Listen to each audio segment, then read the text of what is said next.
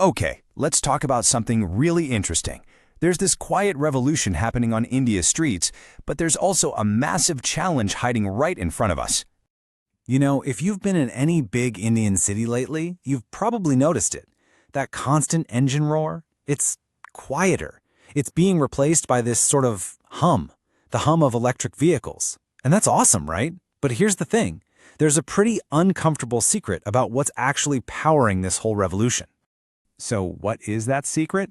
Well, it's this. While the EV you're riding in might say made in India all over it, the most critical part, the battery cell, which is like 65% of the vehicle's cost, it's almost guaranteed to be imported. We're building the car, but we're not building its heart. Okay, to really get what's going on, we gotta talk a little chemistry. Don't worry, it's pretty straightforward. In India, there are basically two main flavors of batteries. First, you've got LFP. That's lithium iron phosphate. Just think of this one as the tough, reliable workhorse. It's rugged, it's cheaper, and it handles that crazy Indian heat really well. Then you've got NMC. Think of this one as the sprinter. It's lightweight, super energy dense, and it's what gives those premium cars their long range. The downside, it's a bit more sensitive and needs some pretty complex cooling.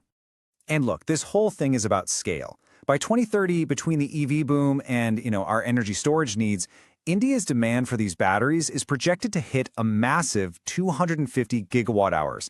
That's the goal. That's the ambition. Okay, so that's the dream. But here's the reality check.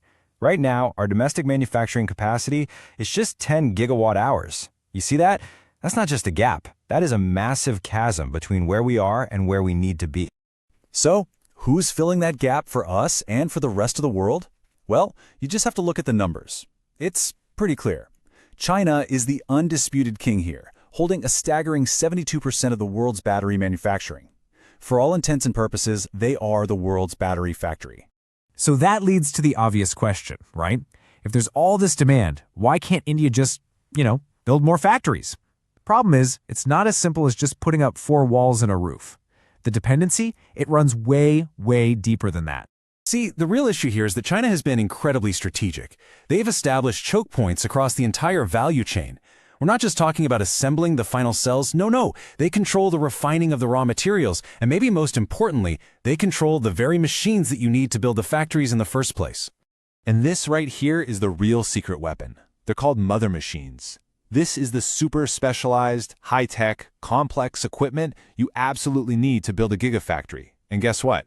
Chinese companies totally dominate this space. They can sell you the whole setup for 30% cheaper and get it running twice as fast as anyone else. So if you want to build a battery factory, you're basically asking them for permission to even compete. And the last couple of years have been a pretty sobering reality check for the whole Indian battery industry. It's become painfully clear that you can't just throw money at this problem and hope it goes away. This kind of technological sovereignty, it has to be earned the hard way. I mean, we've seen this play out with some of the biggest names in India.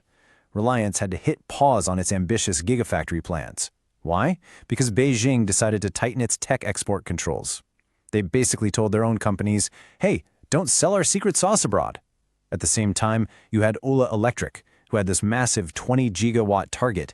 They had to scale it all the way back to 5, and they ended up facing penalties for missing government milestones. So, okay, faced with this giant wall, is India just giving up? No way. Instead, what's happening is a new, multi-front strategy is being developed. The goal has totally shifted. It's not just about participating in the market anymore, it's about achieving true technological independence. All right, so pillar number 1 is a huge push from the government. There's a program called the Production Linked Incentive Scheme, or PLI, and it's earmarked over 18,100 crore rupees. To put that in perspective, that's roughly 2.2 billion US dollars. And all that money is designed to attract investment to build advanced cell manufacturing, right here in India. And what this really represents is a fundamental shift in thinking. See, the old way was just to import the cells, license some foreign tech, and assemble the packs. The new strategy? It's the whole shebang. It's about securing our own raw materials, developing our own in-house technology, and mastering the entire value chain, from digging stuff out of the ground all the way to the final battery pack. And to make this happen, India is playing the long game. It has to. So on the diplomatic front, there's a state-owned company called Kabel that just secured 5 lithium blocks down in Argentina. That's huge. We've also joined something called the Minerals Security Partnership, which is all about building supply chains that don't rely on China. And then, back home, there's this really cool push for what's called urban mining, which is basically just recycling and extracting those critical minerals from all our old electronic waste. And this quote just nails it.